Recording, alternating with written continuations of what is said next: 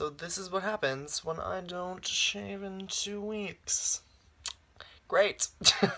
Hello. So I was on Facebook the other day and a former high school acquaintance of mine shared a video and it was titled Freedom from Homosexuality.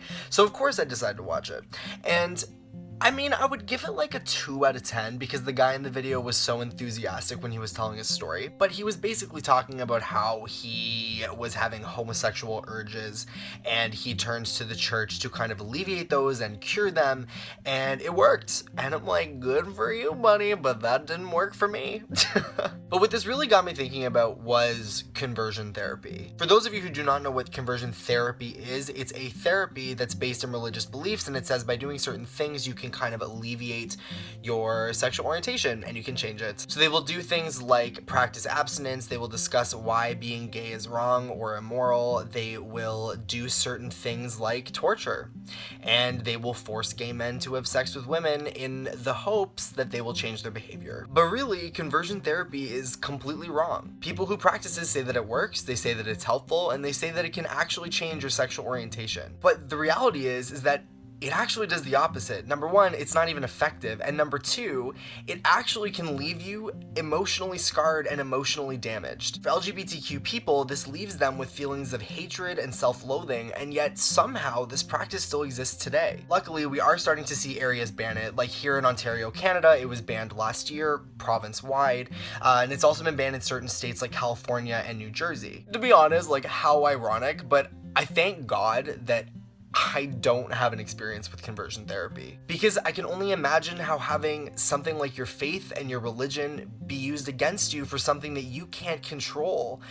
That must just be such a painful experience. I don't know, I mean, as my own experience as someone who identifies as gay and as a Christian, I think that this is just something that we have to stand against, you know? We have to demand that when our religious beliefs are being used against somebody to make them feel horrible for who they are, we can't allow that. Even calling conversion therapy a therapy is incredibly problematic because therapies are helpful, but really calling this a therapy justifies it continuing, and really it just leaves young LGBTQ people open for vulnerability. And really they're vulnerable to these ideas that are promoted by people who practice conversion therapy, who actually tend to be religious leaders most of the time and actually have absolutely no training in mental health whatsoever. I remember a couple years ago my dad came up to me and he had been looking at articles online and he said, "Did you know in the United States that they do this thing called conversion therapy?